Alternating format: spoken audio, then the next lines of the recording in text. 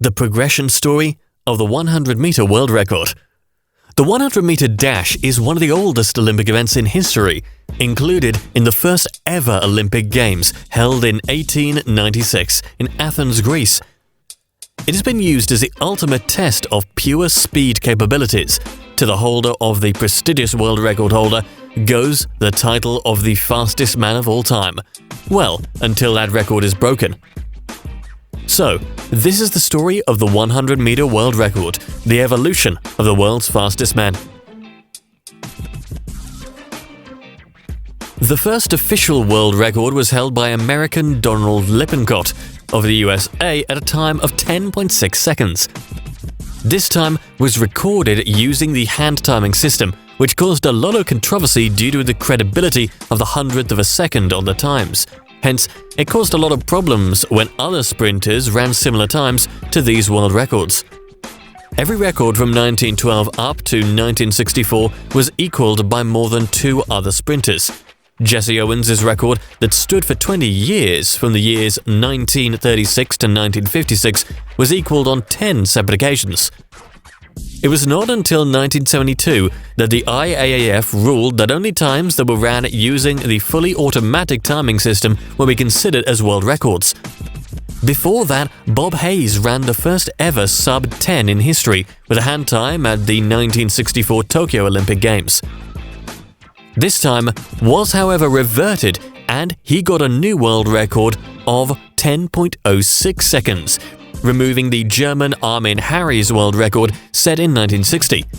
Hayes ran such a time at the last games a cinder track was ever used, as cinder tracks were being used since the 1800s. It took only 4 years before Jim Hines, on the night referred to as the Night of Speed by fans, that he would break the record and establish a new world record of 10.03 seconds at the 1968 USA Championships.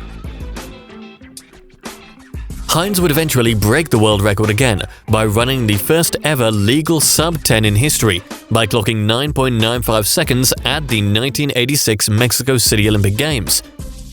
This was the first time a synthetic track was being used at an Olympic game, an idea that was fostered by the legend Jesse Owens, and he worked on bringing the dream to reality. Jim, however, dragged sprinting into another era, and he gave upcoming sprinters a mighty task even after he had retired.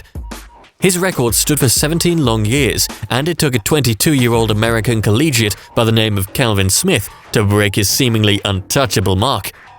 Calvin ran a 9.93 at the 1983 Olympic Festival in Colorado Springs to set himself as the fastest man in history at that point. Smith's achievement kept the USA on top of the world, as they owned the world record for 19 years, a long streak that was thought to have come to an end when Canadian legend Ben Johnson ran a 9.83 at the 1987 World Championships, and then a 9.79 in the 1988 Olympic Game.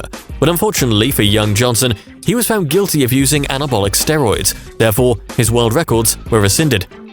This meant that Carl Lewis, who ran 9.92 seconds in the Seoul Olympics in 1988, was the owner of the world record. Lewis would manage to dominate without Ben Johnson in the picture. It was not until 1991 that Leroy Burrell, a young man who attended the same university as Lewis in Houston, that his world record would fall. Burrell ran a superb race at the 91 US Championships to take down even Carl Lewis and stop the clock at 9.90 seconds to officially declare himself the world's fastest human being. Carl had other ideas, and by a month later, he hit back ferociously with a 9.86 run, becoming the first man to ever run under 9.9 seconds legally. The world thought that it was all done and dusted, that the legendary Carl Lewis had just issued a fine lesson to young Burrell. They, however, were in for a surprise, because just as it had taken him 3 years to break the first world record, it took him another 3 years to stun the entire sports fan base with his 9.85 super run in Lausanne, Switzerland. Carl Lewis was never able to touch that one, but unfortunately for Burrell, injury caused him to retire in 1998, and he too was unable to lower the mark. Leroy Burrell's world record did not stay for long after it was set, as it was taken down by a determined Donovan Bailey. Donovan broke the world record by fine margins, running 9.84 seconds at the Atlanta Games in 1996. He managed to recover from a poor start in the race, but still caught Atto Bolden and Frankie Fredericks, who was in the ascendants early. The feat was spectacular, especially knowing he finally broke the American stronghold that they had, owning the world record for 28 years in succession.